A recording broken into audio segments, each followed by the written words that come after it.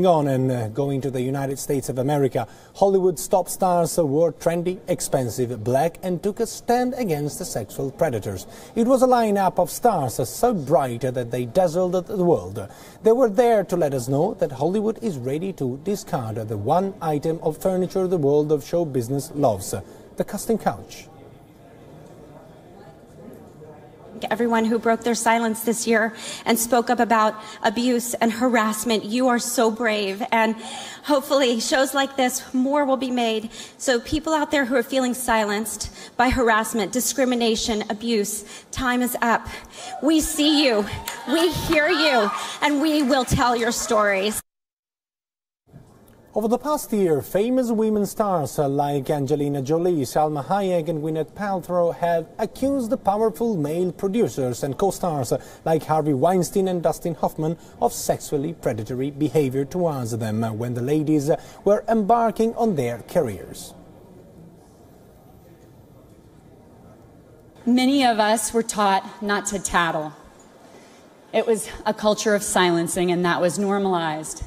I urge all of us to not only support survivors and bystanders who are brave enough to tell their truth, but to promote restorative justice. May we also please protect and employ them. May we teach our children that speaking out without the fear of retribution is our culture's new North Star. Some men have claimed to be victims too, like one young man who accused the famous actor, I would say, Kevin Spacey, of making sexual advances towards him. Be it men or women, all victims say that they did not speak up at the time because the predator was powerful and acted threatening. And yet, the event last night has come under fire in the global media for several reasons and has prompted Vion to ask one question. Is a sexual encounter between a powerful person and a victim working under him always a one-way street? Well, Vion absolutely condemns inappropriate behavior, and if the victim is a minor, the strictest punishment must be awarded to the predator, make no mistake. But why is the Globes ceremony being slammed as the ultimate exercise in hypocrisy? Well, consider these questions. Most stars who spoke up against Weinstein or Hoffman were young when the men are said to have made their moves, but now they are stars at the peak of their careers. So why did they not speak up over the 20-odd years they were climbing the ladder to success? The answer is obvious. For the not-so-talented but thoroughly ambitious among them, there may have been no 20 years, no stardom, and so they gave in. At the Globes, the presenter cracked a joke about Woody Allen, the other influential director long accused of being a sexual predator, but Hollywood's crusaders did not laugh at it. They squirmed instead. After all, Allen is a director that all movie stars would give an arm and leg to work with. Then there is another question. Is it always men in power who exploit and make passes at women working under them? What about women? From Hollywood to Bollywood, from the IT industry to, yes, even the world of journalism or politics, take a look around us. Many women and men think nothing of using their physical charms or flirtatious ways to get ahead in their career. There is a grey zone and a very thin dividing line between mutuality and coercion.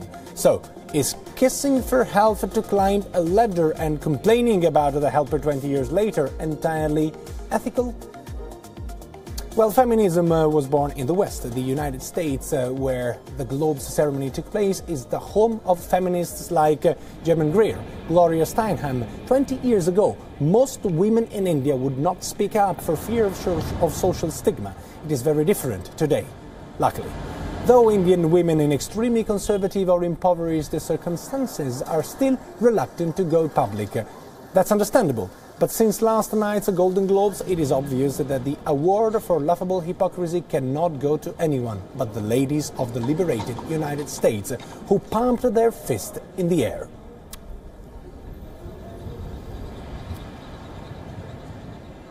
And joining me on the conversation, on a very, I would say, heated conversation, we have our senior foreign editor, Padma Rao. Padma, good evening and thank you very much for joining us on this conversation.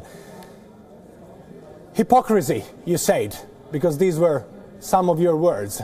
can you explain why you think that, starting from Oprah Winfrey and all the now glitterati society of Hollywood, is a hypocrite when accusing their sexual harassers after 20 years? First of all, I think WION and we at WION should make clear that it is not, we're not talking about the individuals, the very individual actresses who stood on stage last night and, took a stand against sexual predators. But what we're trying to say here at WION, and we indeed tried to say that through that story, is the fact that this kind of exploitation, if you like, sexual exploitation, is very much, prevalent all over the world. It's not restricted to film studios. The so-called casting couch is a common phenomenon in boardrooms, indeed even in newsrooms where I'm sitting here. This is a newsroom. But WION has been, I think we're trying to be honest and look at the other side of the coin, because very often, as you know, Daniel, in India we have an amended anti-rape law, and rightfully so, after the terrible tragedy of Nirbhaya in India. But there are grey areas, indeed, in human sexuality, as there are in laws around the world, which allow for perhaps many innocent men or men involved in relationships where there was an element of consensuality and mutuality to be accused of rape should things go wrong in other spheres between those two individuals. Now, this is a lacuna and which needs to be addressed. So I think that is the more serious issue. The less serious issue is, as indeed you asked just now, these women are all big stars and they have, spent at least about on an average of 20 to 25 years in the industry, which is renowned and known for the casting couch and for the exploitation of women by powerful producers and directors who are generally men. Now, that's a different story, the inequality and the gender disparity in jobs and in professions. And there has certainly been a lot of exploitation of women in Hollywood. But why did these women not speak up? I find it very hard to believe, for instance, one of the ladies who had accused Harvey Weinstein of, she said that she narrated an incident that happened to her when she was 30 years old. Now, when you're 30 years old, you're not a babe in the woods, neither are you a minor. Now, again, we at WION must make clear that when cases like this involve minors, then the benefit of the doubt has to absolutely go to the minor, and the harshest punishment must be awarded to the perpetrator of the crime, and it is in that case most definitely a crime. But when it is an actress who says that her producer called her up to his hotel room and she was 30 years old, and he, goes into the shower and comes out and makes suggestive gestures or demands sexual favors, that she complied in a daze almost, without knowing or without, asking why, and certainly without protesting. I find that really hard to believe. And then to let about 15 to 20 years lapse till you've made your career, till you've hit the headlines, and you're right at the top of the ladder, to then turn around and say, yes, he sexually exploited me, or so-and-so did, whatever to me. I think there is a huge dose of hypocrisy there. So this is something that is not unknown, as I said.